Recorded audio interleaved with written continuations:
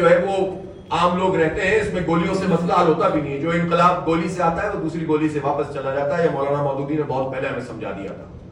جو عوام کی تائید سے آتا ہے، شعور پروان چڑھا کر آتا ہے، منظم طریقے سے آتا ہے، ہجوم سے نہیں آتا، منظم طریقے سے آتا ہے، وہ پائیدار ہوتا ہے اور واقعی انقلاب ہوتا ہے، ورنہ تو صرف باقی باتیں ہوتی ہیں اور کام ہوتے ہیں. اس لیے ہم یہ سوال اٹھاتے ہیں کہ پاک ایران گیس پائپ لائن کیوں نہیں بن رہی. یہ بن جائے تو ہمارا 25% گیس کا مسئلہ فوراً حل ہو جائے.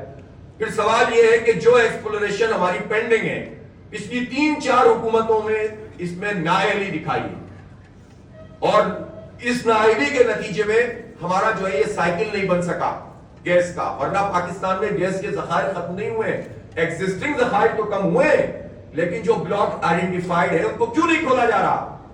اور اس کے نتیجے میں ہوا یہ ہے، بڈنگ جب آپ نے نہیں کی، بڑی بڑی کمپنیاں چلی گئی یہاں سے، اور اس کے نتیجے میں پاکستان کو مشکل پیش آئی.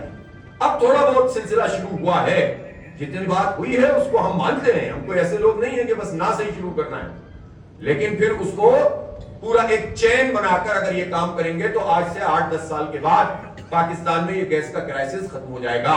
لیکن آغاز اس کا پاک ایران گیس پائپ لائن سے کرنا پڑے گا، تاکہ انڈسٹری کو گیس ملے، ریزیڈنشل ایریا کو گیس ملے، اور ہماری معیشت کا پہیہ آگے بڑھے. تو یہ بہت بنیادی بات ہے. بجلی کی بات میں نے آپ کو بتا دی ہے، ایکسس میں. اب آپ دیکھیں کہ انڈسٹری میں تو آئی ٹی انڈسٹری بھی ہے نا، اور آئی ٹی انڈسٹری اس وقت سب سے زیادہ امپورٹنٹ ہو گئی ہے، اور خاص طور پر یہ آرٹیفیشل انٹیلیجنس کے بعد تو بہت زیادہ اس کی اہمیت ہو گئی ہے.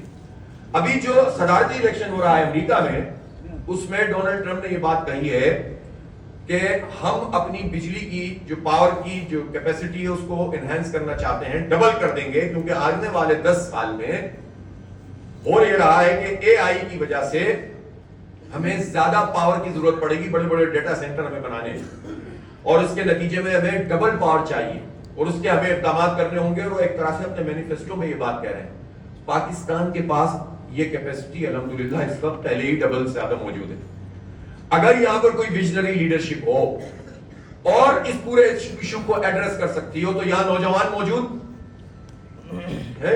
پاکستان تو نوجوانوں کا ملک ہے. 25 کروڑ کی آبادی میں 40 سال تک کی عمر کے 20 کروڑ لوگ ہیں، 80%، اور 30 سال کی عمر کے 65% لوگ ہیں. تو اتنا رچ ہیں، ذہین بھی ہیں، مواقع نہیں ہیں ان کے پاس. ابھی بالکل ٹھیک کہا کہ 2 کروڑ 62 لاکھ بچے آؤٹ آف اسکول ہیں 5 سے 15 سال کے. ان کو کون پڑھائے گا؟ اگر کوئی پالیسی ہو حکمرانوں کی اور وہ ان بچوں کو بنیادی تعلیم کے ساتھ ساتھ آئی ٹی کی ایجوکیشن بھی دیں، اور بھی جہاں ضرورت ہے وہ پڑھائیں، اگلے 3 4 5 سال میں ہم اس قابل ہو سکیں گے کہ کم از کم جو $40 ٹریلین کی مارکیٹ بننے جا رہی ہے، اس میں سے ہم جو ہے وہ اگر 3% بھی اپنی آبادی سے جو ہے وہ کے تناسب سے بھی کم اگر حصہ لینے میں کامیاب ہو جائیں، تو پاکستان کے بہت بڑے دلدر دور ہو جائیں گے. اور یہ ناممکن الحصول نہیں ہے. یہ آج جو شروع کرے گا وہ یہ کام کر لے گا، لیکن جس کو کچھ پتہ ہی نہ ہو، جن کا کوئی ویژن ہی نہ ہو، جو آلریڈی ہمارے نوجوان فری لانسنگ کر رہے ہیں، ان کے لیے وہ پیمنٹ کے گیٹ ویز ہی موجود نہ ہو جس کے ذریعے سے پاکستان میں یہ ایکسپورٹ جو کر رہے ہیں اس سے وہ پیسے آ سکیں، اور دبئی میں ہمیں ارینجمنٹ کرنا پڑتا ہو.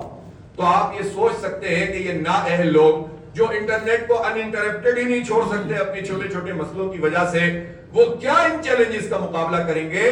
اس لیے تحریک تو یہ ہونی چاہیے کہ اس پورے طبقے کو جو ہمارے سروں پہ مسلط ہے، ان کو پیچھے کی طرف دھکیلیں، اور جینوئن فورس کوئی سامنے آئے جو ان سب حالات میں اپنا رول پلے کرے، جس کو اپنی آئی پی پی نہیں لگانی، جس کو کوئی اپنا اے ٹی ایم دائیں بائیں نہیں رکھنا، جس کو پاکستان کو آگے بڑھانا ہو، اور جس کا اتحاد بختیوری صاحب عوام کے ساتھ. اب پارٹیوں والے اتحاد چلے گئے. جماعت اسلامی نے فیصلہ کیا ہے کہ یہ اتحاد ہمارا نوجوانوں سے ہوگا، مزدوروں سے ہوگا، کسانوں سے ہوگا انشاءاللہ.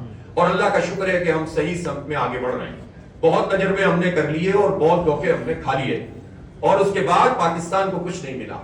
ہم نے ہمیشہ پاکستان کے مفاد کو سامنے رکھتے ہوئے اپنے آپ کو پیچھے کیا. لیکن اب وقت آ گیا ہے کہ ہم پاکستان کے عوام کے ساتھ آگے بڑھیں. اسی لیے ہم اپنی ممبرشپ ڈرائیو بھی کر رہے ہیں اپنی بیس کو وسیع کرنے کے لیے، اس لیے کہ آگے بہت بڑی لڑائی ہے. ابھی تو یہ معاہدے کے 45 دن میں 10-12 دن باقی ہیں. اس کے بعد چھوڑنا تو نہیں ہے ان کو، ان کا پیچھا کرنا ہے انشاءاللہ، اور ان کا پیچھا کر کے ان سے اپنے حصے کا پاکستان کے لیے کوئی نہ کوئی کام کروانا ہے. نہیں کریں گے تو لڑیں گے ہم انشاءاللہ. جو ایک سیاسی طریقہ ہوتا ہے لڑنے کا, جو ہو سکے گا ہم سے وہ کریں گے. اس کے لیے ہمیں زیادہ بڑی بیس چاہیے. تو میں آپ سے درخواست کرتا ہوں کہ آپ اس پورے عمل میں ہمارے ساتھ شریک ہوں اور اس پوری جد و جہد کا حصہ بنیں. اپنے حصے کے کام بھی کرتے جائیے.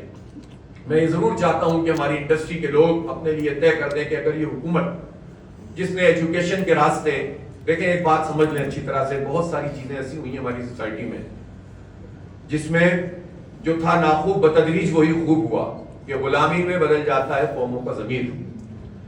یہی ہوتا چلا گیا ہے کہ ہمیں احساس بھی نہیں ہوتا کہ ہمارے ساتھ کیا سلوک ہو رہا ہے. مثلا تعلیم جو ہے ہمارا حق ہے, خیرات نہیں ہے حکومت کی طرف سے کہ سرکاری اسکولوں میں اگر بچہ پڑھے گا تو وہ تو اس کو تو ملے گی بیکار قسم کی تعلیم, اور اگر کوئی پرائیویٹ سیکٹر میں پڑھے گا تو چھوٹے پرائیویٹ میں چھوٹی تعلیم, اس سے بڑے پرائیویٹ میں زیادہ, اس سے بڑی فیس والے کو زیادہ اچھی تعلیم. اس کا مطلب یہ ہے کہ سوسائٹی کے آپ بہت تھوڑے سے لوگوں کو کوالٹی ایجوکیشن دیں گے اور باقی سب لوگوں کو آپ کوالٹی ایجوکیشن نہیں دینا چاہتے. اس کو کہتے ہیں طبقاتی نظام تعلیم. ہمارا آئین کہتا ہے کہ سب کو برابر کی تعلیم ملنی چاہیے اور ہمارا دین کہتا ہے کہ سب کو برابر کے مواقع ملنے چاہیے. یہ اسلام کی تعلیم ہے کہ غریب ہو, مڈل کلاس ہو یا امیر ہو, سب کے بچے کو ایک جیسی ایجوکیشن ملنی چاہیے. آئیں اس کو اپنا ایک سے بنانا.